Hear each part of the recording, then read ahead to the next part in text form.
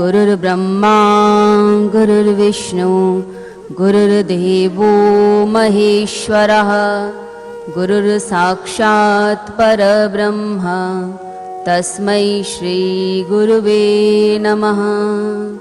ओम शांतिः शांतिः शांतिः ओम।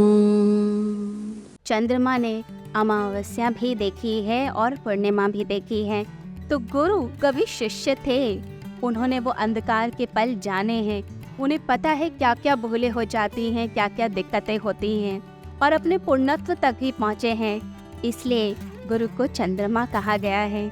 जब आप कभी चंद्रमा को देखें तो उस चंद्रमा के प्रकाश को देखते हुए अपने गुरुवर को याद कर लें।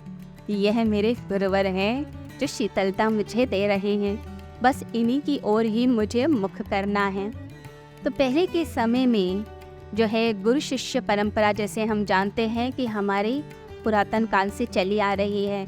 शिष्य जाते हैं गुरु के चरणों में अपनी श्रद्धा सुमन अर्पित करते हैं।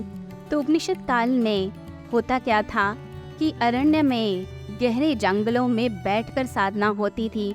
तो शिष्य गुरु के चरणों में बैठकर साधना किया करते थे, वहीं पर बैठते थे, ब्रह्म चर्चा होती थी और गुरु के प्रति इतनी गहरी श्रद्धा होती थी कि जो गुरु ने कह दिया बस मुझे वह करना ही करना है, और उसके कारण ही उनको लाभ मिलता था, ज्ञान मिलता था। तो जो पूरी तरह से अपने आप को दे देता है उसे ही पूरी तरह परमात्मा मिल जाता है, ये याद रखिए बात। तो भक्ति यानी कि वो अहोभाव, यानी ऐसा भाव जिसके अंदर हम धन्यवादी हो जाते हैं। हम कहते हैं कि परमात्मा तूने बहुत दिया, ये जीवन दिया, ये सांसें दी, ये आँखें दी, ये कान दिया, और सबसे बड़ी बात तूने मुझे मेरा सतगुरु दे दिया। इससे बड़ी बात क्या हो सकती है? यह है अहो भाव, यह है हमारे अंदर की भक्ति। बस इसी को जगाना होता है। तो भक्ति का मार्ग मस्तों का मार्ग है, ये होश का नहीं, ये तो बेहोशी का मार्ग है। ये खुदी का नहीं, ये तो बेखुदी का मार्ग है। ये मार्ग है जिसमें मन और बुद्धि पूरी तरह से लग जाते हैं।